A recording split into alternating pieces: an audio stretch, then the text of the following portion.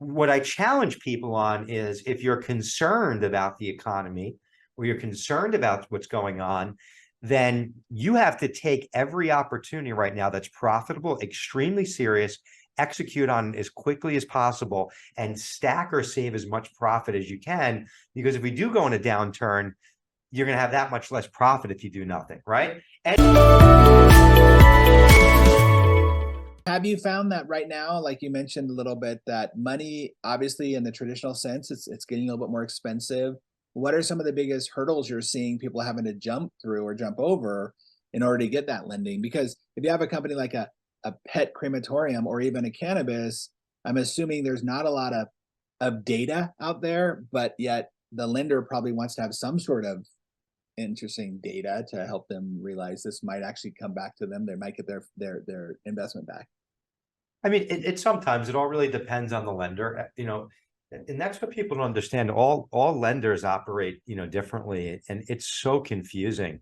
We do this every day. We process over 1,200 loan applications per month, Wow. for business financing, and we work with a number of lenders. Some of them are the greatest, oldest lenders in the country, that have funded billions and billions of dollars, and you probably have never heard of them, but they're always shifting. Guidelines are changing, markets are changing, so it's really hard to keep up with. What's happening right now is banks are extremely tight. All of banks' money, or a lot of, not all, but a lot of banks' money are right now like they've moved a lot of their money into treasury bills, and they're collecting 4 to 5% interest in treasury bills. It's super safe. They're earning great interest on billions and billions and trillions of dollars. And when you move money like that out of a bank, a bank has to have so much cash reserves on hand in order to lend. So a lot of the business lending happens from regional banks, and it also happens from some of the bigger banks. Typically, the more bigger brand name the bank, the more bigger transactions they want to do. So most of the big top brand name banks that all of us would know of, top five, core banks in the country, want to do deals 10, 20, 50, 100 million and higher. So it leaves this big gap for deals, 10 million under in the typical small to medium sized company. Then you have to have like really great assets, which are B2B receivables, inventory, and then the obvious is real estate or big machinery that they can collect, use as collateral. There's a lot of businesses that have great businesses, great credit, great cash flow that don't have assets. They're selling to direct consumer. They don't have real estate. They don't hold inventory. They don't have B2B receivables. So almost automatically you get knocked out from a bank. Think about all the local contractors. Think about restaurants. Think about even doctors, and then so many companies that are just doing like direct to consumer stuff, retail. So there's so many businesses that really in a bank's eyes aren't great credit. But then separately, when all these banks now, the regional banks, money's moved from their banks. People got freaked out when the bank run happened last year and moved their money into what they called safe banks, which are the big brand name banks. So all of these banks' balance sheets are very cash restricted right now. So every loan that they do, they need to have to balance out their cash reserve. So if they do more lending, they have to go pull more money into their bank. And if that starts to become out of balance, they get in trouble by the regulators, and they have to make sure they keep that in check. So banks are doing the cream of the crop deals right now because what they can lend on is very limited. And the cream of the crop means a lot of collateral coverage, right? And then so it leaves all of these gaps. And then you move to the non-bank lending world where pretty much 95% of the lending's happening right now. Last year, the year prior, was the first time that non-bank lending passed bank lending, which is a big deal. And the non-bank lenders don't have the regulatory restraints, and they're more of like what old school banks were, where they're hands-on and can make their own credit decisions. They can look past the collateral. They can really focus on the business, the cash flow, And a lot of our lenders focus more importantly on the opportunity that the company's using the money for. So that's how, and some of them, like some, and some of these non-bank lenders just finance equipment, and the equipment is the asset. So trucks, restaurant equipment, office furniture equipment, manufacturing equipment, warehousing equipment, refrigerators.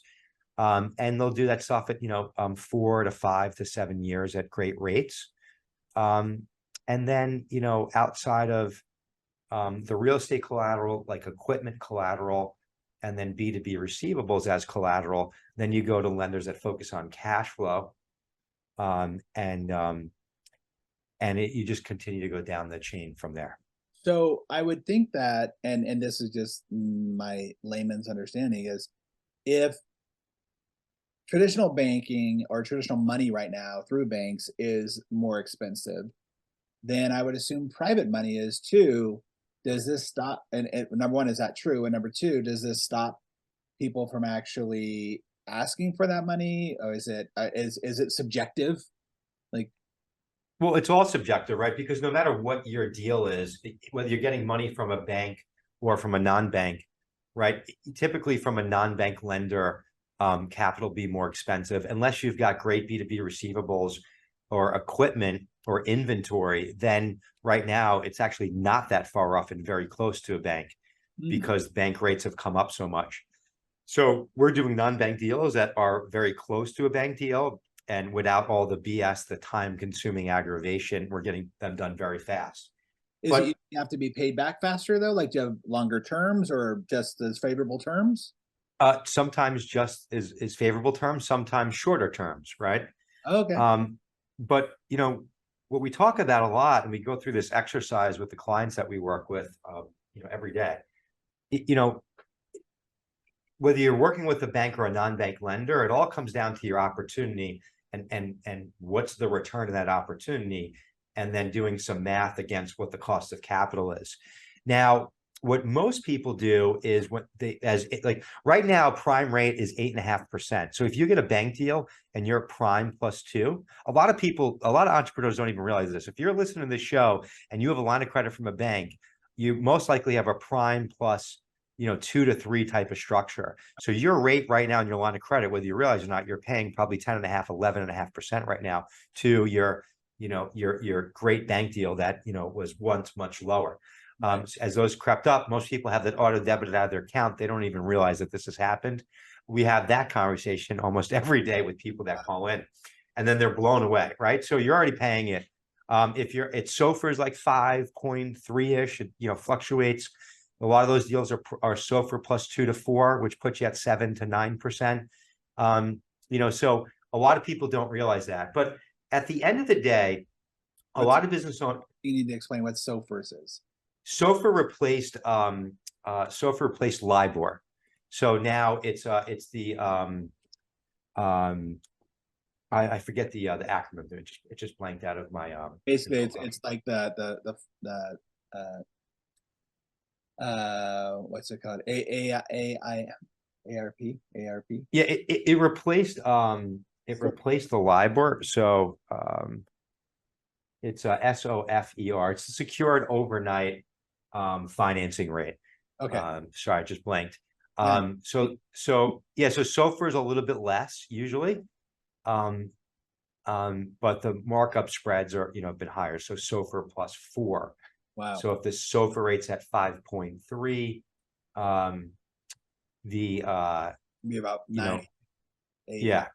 Yeah. 8, 8 and change to 9. So, but my point is that a lot of times owners, and it's amazing. We have a deal right now. The rate will be 11% on some equipment, but it's going to be $10 million of equipment. And the owner was the entrepreneur, the CEO and CFO were getting really locked up on this 11%. And we said, hey, let's look at your credit line. So they pulled the credit line. They were prime +2.5. Prime rate right now is 8.5. They were already paying 11% on their credit line that they already had. Oh, now, when you're seeing 11, like you didn't move forward with 11, you moved forward, prime rate was less. It's now crept up. Right. but most importantly is they're building out a new facility. And by doing this facility, they're going to save like 2 million a year in a number of different expenses. So, but they're stuck on 11. We don't want to pay 11. They're just stuck in 11. So every month that goes by, it's costing them like $180,000, almost $200,000. So we went through the exercise and broke down the math and the savings. Every month that they delay this, it's actually going to cost them more money to do nothing. So what I really urge entrepreneurs, and this isn't a sales pitch for me to get your lending business, because you're going to move forward with it or not, your deal is going to make sense or not. If you remove the emotion of saying, I don't want to pay this high rate, because listen, 11, 12%, that's high. I get it. But if you break down your opportunity and how much you can make in your opportunity versus how much the cost of capital is, if it's profitable and makes sense, then but you doing nothing will actually cost you more money. Really? And what I challenge people on is, if you're concerned about the economy or you're concerned about what's going on, then you have to take every opportunity right now that's profitable, extremely serious, execute on it as quickly as possible, and stack or save as much profit as you can. Because if we do go in a downturn, you're going to have that much less profit if you do nothing, right? And if we go into this crazy downturn, then no matter what you do, you're going to have to restructure, figure it out, and we're all going to get our asses kicked, right? So I don't run my life or my business that way. But when you really break these things down, a lot of it's this emotional thing that I don't want to do this or pay this. But if you're willing to do the math and take the time and put it aside, you have to make your decisions on the numbers. And that's a lot of other, places, in your business. And it gets overlooked constantly. I mean, and I'm not talking about like, companies that, are doing a few $100,000 a year, in revenue. We have this conversation with people doing, 20 million a year in revenue, 50 million, 5 million, and they're just, it just becomes this, like, most buying things that we do are emotional. I mean, think about that. Like, yeah, it's all emotional. That's why we get stuck on 11%, right? Because like, man, I don't want to pay that high amount, but the logical side has to click in. And sounds like that's where you come in as even an advisor to them in some ways, to say, exactly right. Look at exactly what's going on here and why your cost of delay is going to be more than your 11% that you're going to be paying out.